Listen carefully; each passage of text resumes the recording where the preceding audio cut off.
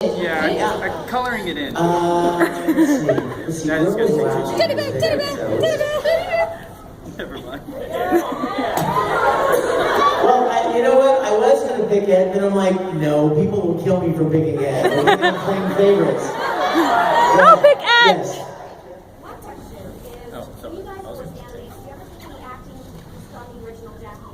Oh, sure. Do we take any acting cues from the original Japanese in anime? Sure. The performance is different though. What? What? We make it sound like sometimes. Beep boo. Beep boo. Beep boo. You know what? We take our performances come from several different sources. Sometimes it will be there will be elements of the Japanese if we like what they did, or if we feel like it's the right feeling for the moment. But you know what? Culturally, sometimes there are differences. You know, where we would go, oh, they would have gone, Sugoi! So culturally, it would work to do exactly what they did. So sometimes we take a cue from them, and then sometimes it will be our own ideas, and then sometimes it will be what the director wants us to do. So kind of a mix of those. Yeah. Now, this is the bummer, but it's 38, and we have to be finished by 50. So I think, yeah, we're supposed to go till 50. Sorry for being late. That's okay, but I think maybe we should try to take more questions, and we'll give Like a short quick round, answers yeah. and kind of go, and then that way we can get in a lot of. Absolutely. Johnny, why don't you pick something? Okay.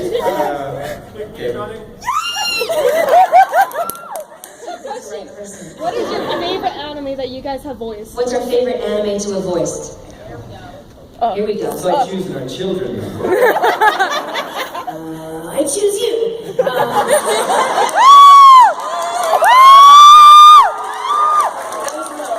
my childhood.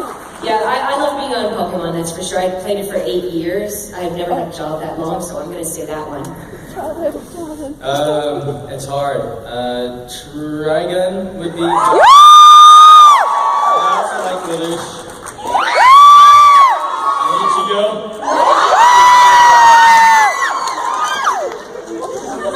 I'm going to blend my two favorites, and I'm going to call it the Full Metal Hose Club.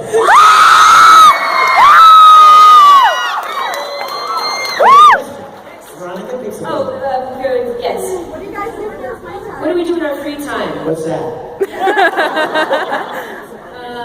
Meet you guys on the weekend?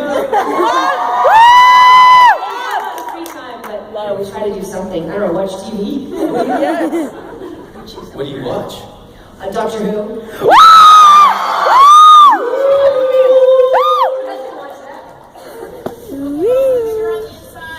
Yeah, it's Pokeballs, I Dream of Genie bottles, all the on the inside. And unfortunately, my apartment is not. Very small. You go, you just pick something. We're going down the line. Yeah, you're catch up. Those that work in the voice acting for video games, do you end up playing the video games that you're voicing in, and it's weird? If we act in a video game, do we watch it and play it? Sometimes, but I'm terrible at games. I have a DS. I played Pokemon Red and Professor Layton. That's about it.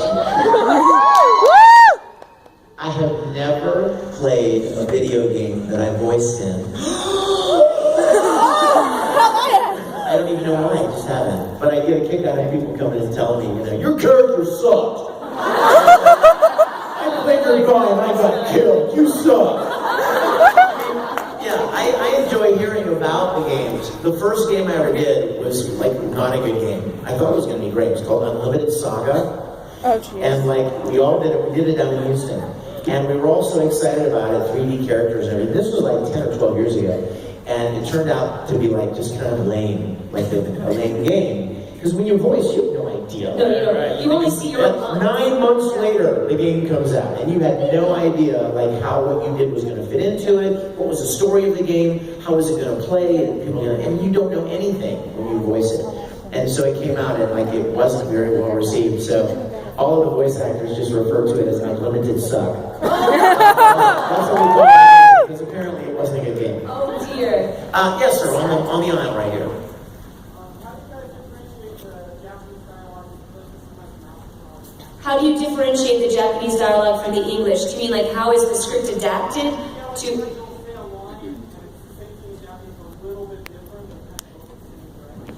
Well, Writers are usually in charge of that sort of thing, and then a director as well. But then on the fly, we kind of adjust. right. Because it's like they pause a lot more than we do when we talk. You have to really adapt. And I did Cubics, and that was Korean, and they have a sound. Korean language has a sound at the end with an open mouth. So many of the lines had to be adapted to make that realistic for English language. You know, even anime, when they record it in Japan, they usually record it almost ahead of, like, with storyboards. They don't even record it with the finished animation, and they still don't match the claps, because that's not really that hugely important to them. But in our culture and to our eyes, we expect the sound to sync with the mouth movements. So we work really, really hard to make that happen, like to honor the little pauses, and like if the line ends with a big open mouth, and our line ends with like an E or a home, you know what I mean? Something that doesn't match it, we would rework the lines in the studio. And also when the writers write a line, the writers often don't speak with the same tempo that we do. So like if this girl right here were to be the script writer, and she adapts the line, and she does the line in her house, and it worked fine when she did it, but then Johnny comes in and Johnny speaks quicker than she does. Suddenly the line doesn't fit. And Johnny has to add something to the line to make it work. Is 5 it me? minutes. Yeah, white glove here. There's so much Yes. love. Do you watch the animation while you're recording? Do you watch the animation while you're recording? In some cases. And a lot of anime. Yeah, if you're dubbing. Yeah, Yes, they you have to. Dubbing, yeah. To Video be able to games, match not so much. Right. No. Right. In fact, you know, voice acting for anime is in many ways, and most people agree, is in many ways one of the hardest kinds of voice acting. Because you don't have the freedom to just perform the line however you want. You have to make the line believable, and at the same time match a very strict confine and rhythm and tempo. And so it's a lot harder than people think. Some people can do one really good, and some people can do the other really good. But to do them both is a little tricky. You gotta think staff, yeah. By the power of grace.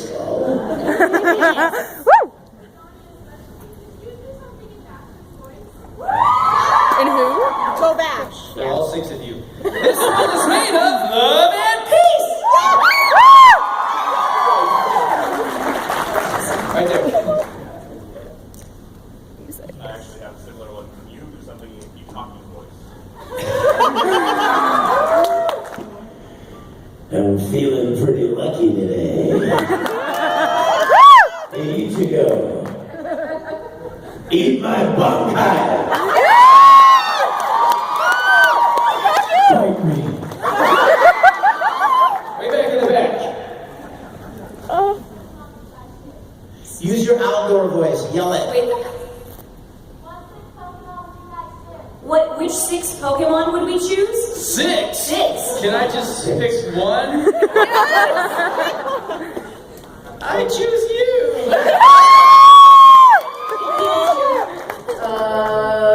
Let's say Charizard, because we can fly out of here back to our booths. Oh, I'm picking Keldeo. You were right. No, our yes answer is no. You with the blondish hair thing. So which one is better? The bad guys or the good guys? Who do we like to voice better, bad guys or good guys?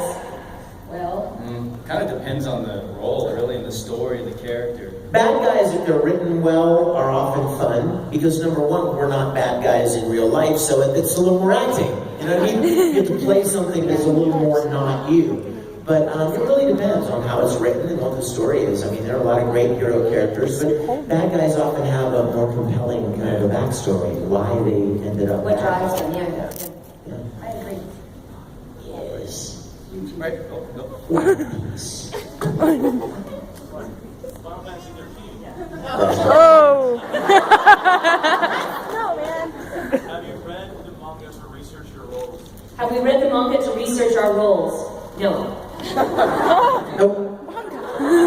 No. Well, not to mention the fact that you guys know better than anybody that the manga is often not like anime at all. So you actually kind of mess yourself up. Yep. By rereading the manga, you'll mess yourself up because a lot of times the characters are even different.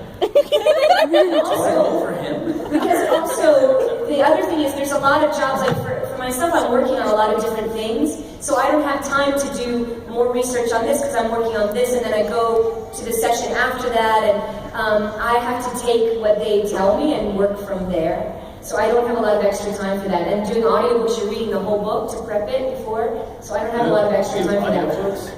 Yes, indeed. They're hard. They're very hard. But anyway, next question. It's really hard work. What advice would you have for someone who wants to become a voice actor? Don't do it. What advice? Change your name to Young Bosch.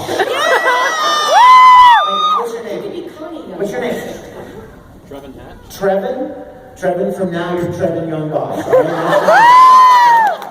What advice do we have for voice actors? What's the shortest thing?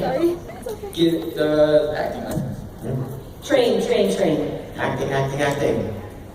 Yes, you with the scarf. I'm sorry. Hi. Yes. What's it like to meet the voice actors you're in the show with later on? Because I know you guys don't record together. What's it like to be the voice actor in our shows later on?